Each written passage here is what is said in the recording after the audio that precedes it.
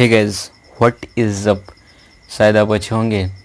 तो आज जो सेशन स्टार्ट करने जा रहे हैं वो क्लास 11th का बाइनोमियल थ्योरम है, राइट। तो बाइनोमियल थ्योरम की इस लेक्चर में हम इंट्रोडक्शन करेंगे और उसकी बेसिक कंसेप्ट के बारे में जानेंगे, राइट। तो विदाउट टाइम वेस्टिंग किए हुए चलिए आज इस लेक्चर को शुरू करते हैं। तो सबसे पहले हम बाइनोमियल थ्योरम हमको क्यों ज़रूरत पड़ा, उसकी क्यों नीड हुई, उसको हम जानते हैं, राइट। तो आपको पता है a प्लस बी का जो होल स्क्वायर होता है वो क्या होता है, A square plus 2ab plus B square, right. a plus B का होल क्यूब ही आपको पता है क्या होता है, A cube plus B cube plus 3ab into A plus B, right.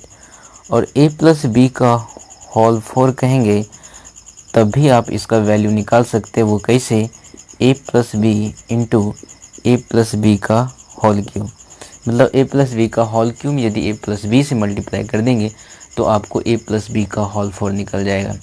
और यदि आप a प्लस बी पावर 5 का वैल्यू निकालना चाहते हैं तो ये भी निकल जाएगा। a प्लस बी में यदि मल्टीप्लाई कर देंगे a प्लस बी पावर 4 तो आपको a प्लस बी पावर 5 निकल जाएगा। और इस मेथड का यूज़ करके यदि आप a प्लस पावर यदि 50 का वैल्यू निकालना चाहते हैं तभी आप इसका वैल्यू निकाल सकते हैं, लेकिन इसमें आपको थोड़ा वक्त लगेगा, राइट। और यदि आपको हम कह दें कि a प्लस बी पावर 1000 का वैल्यू निकालो तो इसमें आपको वर्षों लग सकता है। वर्षों लगने का मतलब आपको यहाँ पे बहुत टाइम ज़्यादा लग सकता है जब हम इस प्रोसेस का यूज़ करके a प्लस बी पावर 1000 या उससे भी ज़्यादा वैल्यू का मतलब वैल्यू निकालें, राइट। तो इस समस्या के समाधान के लिए हमारे पास जो कंसेप्ट आया वो है बाइनोमियल थ्योरम, राइट। तो बाइनोमियल थ्योरम ने इस समस्या का समाधान कर दिया। बाइनोमियल थ्योरम हालांकि ये सर आइजैक न्यूटन ने दिया था।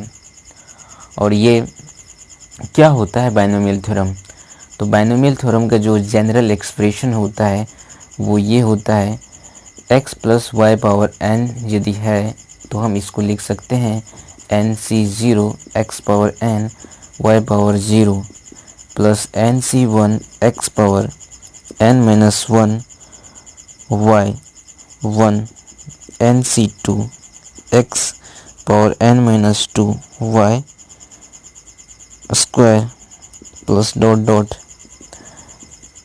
N C R X power N minus R Y power R plus dot dot N C N X power 0 Y power N. आप इसको थोड़ी ध्यान से देखें तो एक्स पावर एन है, राइट।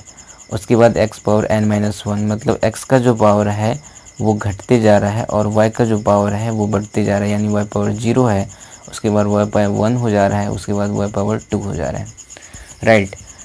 तो मतलब एक बार x का पावर बढ़ रहा है और एक बार y का पावर बढ़ रहा है, मतलब एक बार x का पावर बढ़ के घट रहा है और y का पावर घट के बढ़ रहा है, समझ रहे हैं आप। और यहाँ पे n जो होगा ये क्या होगा, पॉजिटिव इंटीजर होगा, that is n belongs capital N कहें या पॉजिटिव इंटीजर कहें, बात एक ही है, राइट। फिर कहाँ जहाँ जो है NC0 NC1 NC2 ये सब क्या है, वेयर लिखेंगे, वेयर NC0 NC1 NC2 ये सब को हम क्या कहते हैं, इसको हम बोलते हैं binomial coefficient. Binomial coefficient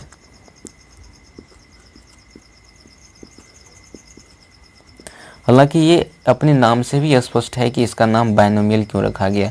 bye means होता है two, nomial means term, right. इसमें दो टर्म है, दो टर्म का हमको एक्सपेंशन निकालना है तो इसीलिए इसका नाम रखा गया बाइनोमियल, राइट। और थ्योरम है इसलिए इसका नाम बाइनोमियल थ्योरम रखा गया।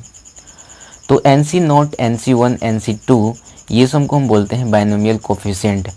और NCR, अब यहाँ पे लिख सकते हैं NCR इज इक्वल टू जो होता है, अब इसका वैल्यू कैसे निकालेंगे, NC0 NC1 इसम का वैल्यू कैसे निकालेंगे, तो उसके लिए ये फार्मूला NCR, मतलब ये NCR का मतलब है कि n ऑब्जेक्ट में से r ऑब्जेक्ट को चूज करने का जो तरीका है वो NCR होता है। हालांकि ये जो कंसेप्ट है वो कम्बिनेशन का है, राइट। जब हम परमुटेशन कम्बिनेशन पढ़ाएंगे तो उसमें आपको ये सारी चीज़ें बताएंगे। फिर भी जब यहाँ पे ज़रूरत होता है तो ये बताना ज़रूरी है। तो NCR इज इक्वल टू होता है n factorial upon n minus r factorial into r factorial, right, where n factorial is equal to होता है n into n minus 1 dot dot dot 1। क्या इसका मतलब है, मान लो कि आपको 5 फैक्टोरियल निकालना है तो ये हो जाएगा 5 into 4 into 3 into 2 into 1, right. तो आपको जो जैसे NC0, और आप नोट में भी लिख सकते हैं इसको, राइट, NC0 और this is equal to NCN होता है और दिस इज इक्वल टू 1 होता है। आप इसको निकाल सकते हैं इस फार्मूला की मदद से, राइट। और NC2 का जो वैल्यू होता है, NC2 का वैल्यू इस फार्मूला की मदद से यदि हम निकालें तो क्या होगा, n factorial upon n minus 2 factorial into 2 factorial, right. और दिस इज इक्वल टू क्या होगा, n फैक्टोरियल को आप लिख सकते हैं n into n minus 1, right, n minus 2 factorial upon n minus 2 factorial into 2 factorial. तो n minus 2 factorial n minus 2 factorial cancel out हो जाएगा, तो आपको ये हो जाएगा n into n minus 1 upon 2 factorial, right. तो ये आपको NC2 का वैल्यू निकल गया। उसी तरह यदि आप NC1 का वैल्यू निकालेंगे तो आपको ये n मिलेगा, राइट। तो NC1 का वैल्यू जो होता है वो n होता है, NC0 is equal to NCN, this is equal to 1। तो ये तो हालांकि ये कम्बिनेशन का पार्ट है, फिर चूँकि यहाँ पे इसकी ज़रूरत पड़ेगी इसलिए बताना ज़रूरी है। बस इस लेक्चर को यहीं तक रखते हैं। यदि आप हमारे चैनल पर नए हैं तो प्लीज़ हमारे चैनल को सब्सक्राइब कीजिए। वीडियो यदि अच्छा लगे तो लाइक कीजिए, अपने दोस्तों के साथ शेयर कीजिए। तो मिलते हैं नेक्स्ट लेक्चर में, तब तक के लिए धन्यवाद, बाय बाय।